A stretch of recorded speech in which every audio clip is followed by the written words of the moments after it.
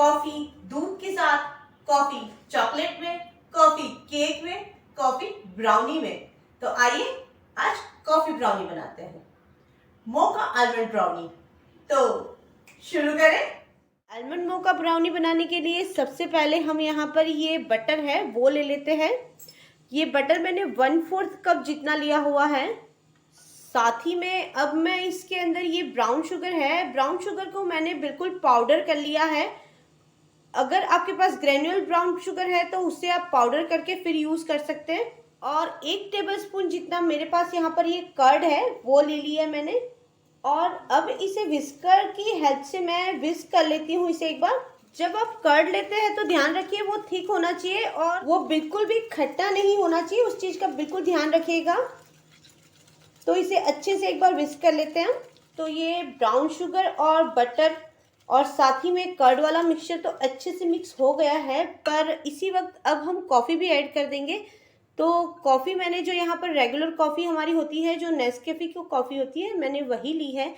और इसे हम डायरेक्ट यूज़ नहीं करेंगे क्योंकि इसमें कुछ इस तरह से ग्रैन्यूल्स बने हुए हैं, तो इस वजह से मैं इसके अंदर 1/2 टीस्पून जितना पानी डाल देती हूँ। यहाँ मैंने ये गर्म पानी लिया हुआ है और इसे मैं एक बार मिक्स कर लेती हूँ। और बस ये मिक्सचर जो है कॉफ़ी का, जो पानी से मैंने जिसे डाइल्यूट कर लिया है, मैं वो एक बार इसमें डाल देती हूँ। और अब इसे हम अच्छे से एक बार मिक्स कर लेते हैं, विस्क कर लेते हैं। तो ये मिक्सचर तो बीट होके बहुत अच्छे से रेडी हो गया है। तो इसी वक्त हम इसके अंदर 1/4 टीस्पून जितना मैं यहाँ पर ये वनीला एसेंस है वो डाल देती हूँ एक बार, और इसे भी अच्छे से मिक्स कर लेते हैं। ब्राउनी का मिक्सचर तो अच्छे से रेडी हो गया है और इसे बस अब हमें मैदा यानी कि ऑल पर्पस फ्लावर ऐड करना बाकी रह गया, और साथ ही में कुछ राइजिंग एजेंट्स भी अब बाकी रह गए हैं ऐड करने। पर उसके पहले अब हम क्या करेंगे, ये जो हमारी बेकिंग ट्रे होती है हम उसे एक बार रेडी कर लेते हैं। तो ब्राउनी बनाने के लिए ये जो मेरे पास टिन है, मैं उसे डायरेक्ट ग्रीस नहीं कर रही हूँ। मेरे पास यहाँ पर जो पार्चमेंट पेपर है मैं एक बार वो यूज़ कर रही हूँ। तो सबसे पहले मैं इसके अंदर ये पार्चमेंट पेपर है वो लगा देती हूँ एक बार। पार्चमेंट पेपर मैंने यहाँ पर बाहर की तरफ रखा है। ये बाहर की तरफ रखने का रीज़न बस एक ही है कि जैसे ही ब्राउनी रेडी हो जाएगी हम उसे इजीली इस तरह से पिक कर सकते हैं। टिन तो हमने अच्छे से रेडी कर लिया है और आप देख सकते हैं मैंने इसकी साइड्स में भी ये पार्चमेंट पेपर लगा लिया है। तो अब सबसे पहले हम हमारा ओटीजी प्री हीट के लिए रख देते हैं।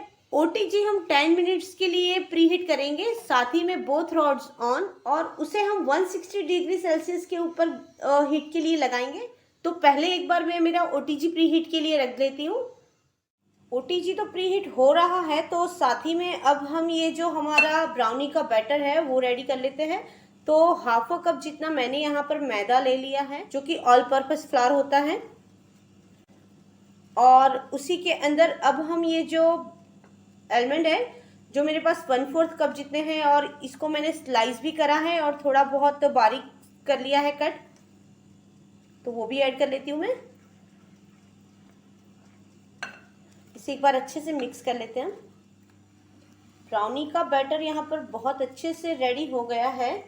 तो अब इसी के अंदर ये राइजिंग एजेंट जो है, जो कि ये है बेकिंग पाउडर, और ये है 1/4 टीस्पून,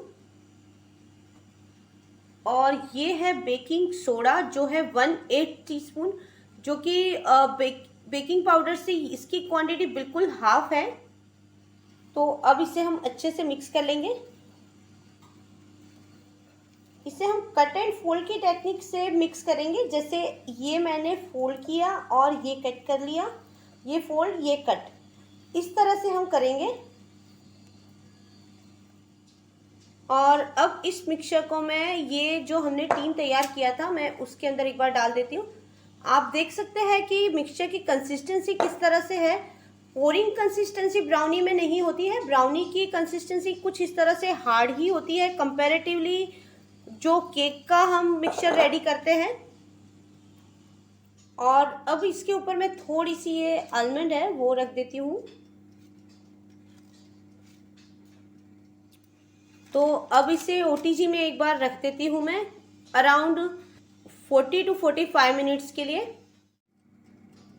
तो OTG की सेटिंग्स तो मैंने आपको बता ही दी थी। 160 डिग्री सेल्सियस की हीटिंग होगी, बोथ रोड्स ऑन, और 10 मिनट्स के लिए मैंने रखा था। पर अब हम इसे 40 to 45 मिनट्स कर देंगे। अभी मैंने 45 मिनट्स पे करा हुआ है इसे। अब मैं ये सेकंड रैक के अंदर रख रही हूँ।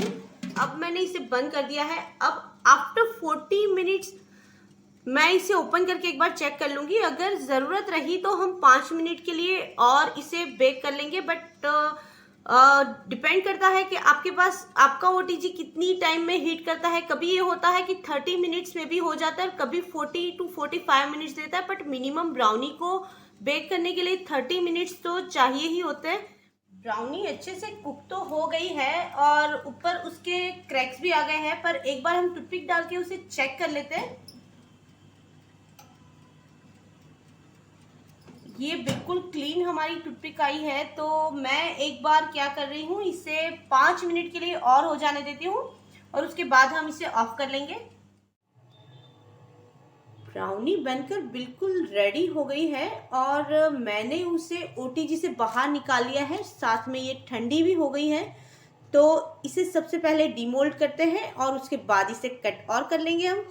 तो डीमोल्ड करने के लिए मैंने ये जो पेपर है वो बाहर की तरफ ही रखा था, जो इजीली हम इसे पुल आउट कर सकते हैं, इस वजह से रखा था। तो आप देख सकते हैं बहुत आसानी से बाहर आ गई है ये। अब कट भी कर लेते हैं इसे। मेरे पास यहाँ पर ये ट्रे है।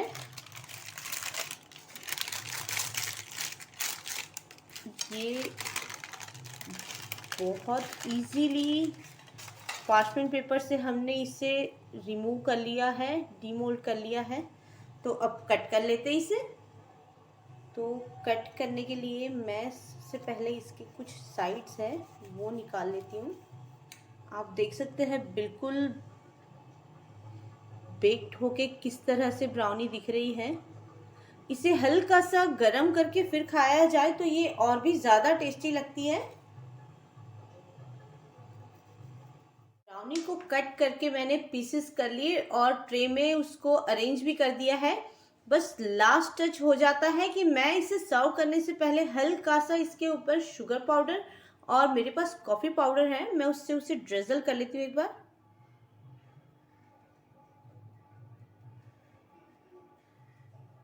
लीजिए, तो रेडी है हमारी आलमंड मोका ब्राउनी। बनाइए इसे और एंजॉय ज़रूर कीजिए।